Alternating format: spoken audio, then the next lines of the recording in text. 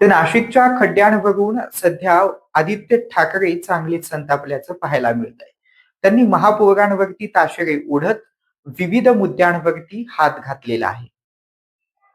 रस्ते आम्हाला वाटायचे नाशिकमध्ये चांगले आहेत, जे डांबरी रस्ते होते, 2 लेन असतील, पण चांगले रस्ते होते, तेही खराब झालेले आहेत. आज अंबड MIDC असेल किंवा इतर सगळे जे काही लिंक रोड वगैरे आम्ही आलो, आज परिस्थिती हीच आहे. सगळ्या नाशिककरांना मला हे विचारायचं आहे की रस्त्याची कामं सुरू झाल्यापासून मी सगळीकडे जिथे जिथे थांबत होतो, कोण ट्रॅफिकमध्ये अडकलेलं, कोणी तिथे आजूबाजूचे दुकानदार असतील, कोणी रहिवासी असेल, कोणी विद्यार्थी असतील, हे येऊन मला सांगत होते की आधीचे रस्ते साहेब चांगले होते, 5-6 महिने आम्ही जो काही पाहतोय धुमाकूळ घातलाय कॉन्ट्रॅक्टर्सनी सगळीकडे, एवढा भयानक प्रकार चालू आहे. नाशिक शहरातील नागरिकांना जे अपेक्षित आहे, रस्ते सुरळीत अपेक्षित आहेत आणि चांगल्या पद्धतीचं काम करण्याची जबाबदारी आमची आहे आणि ते आम्ही करतोय.